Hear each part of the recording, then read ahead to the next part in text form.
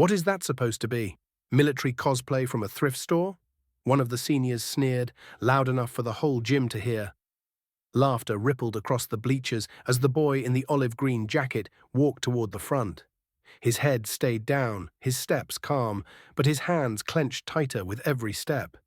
The high school's annual Veterans Assembly was supposed to honor heroes, but today it felt more like a firing squad. The jacket he wore was clearly old, faded at the seams, 2 buttons missing, sleeves slightly too short. On the back, a stitch had come loose and flapped with each step, but it was the patch on the chest that really set them off. "Sergeant!" More like Salvation Army reject, someone yelled, and more laughter exploded. He said nothing, just stood near the podium, waiting, as Principal Harris gave a nervous smile and tried to refocus the crowd. "We're here to honor all who served, past, present, and future." No one was really listening.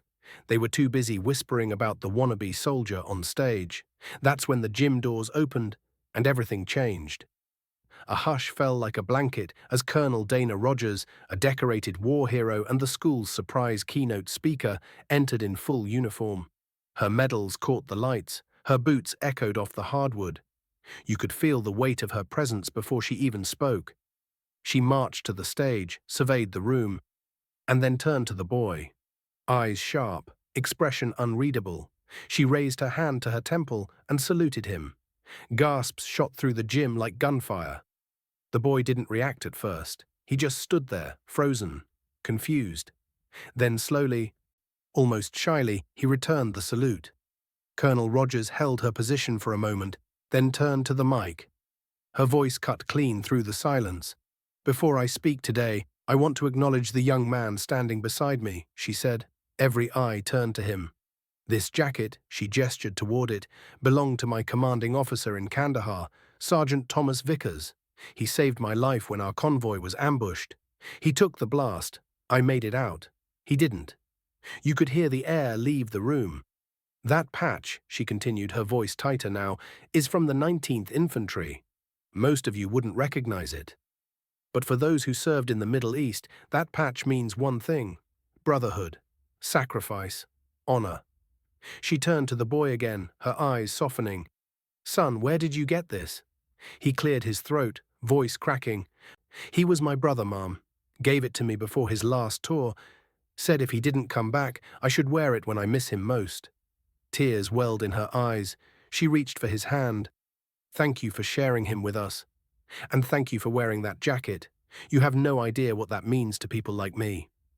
The gym stayed frozen. Not a phone clicked. Not a chair squeaked. Then, one student stood up. Then another. And another. Applause erupted, thunderous, relentless. The same kids who had mocked him minutes ago now clapped until their hands were red. Faces flushed with guilt, heads hung low. One of the seniors, the loudest heckler, stepped forward, his voice shaky. "Hey man, I'm sorry, I didn't know." The boy nodded. "It's okay, you couldn't have." Colonel Rogers stepped to the mic one last time. "You all judged a jacket, not knowing it carried the weight of a fallen hero. Let this be your reminder. You never know the story behind someone's scars or their silence."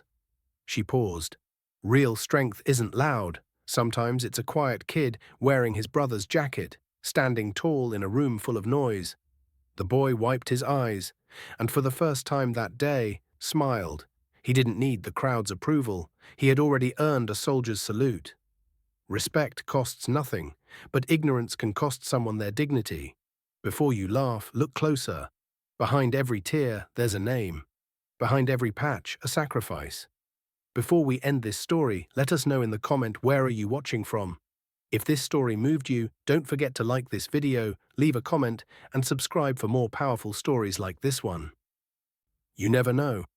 The next one might just change your life.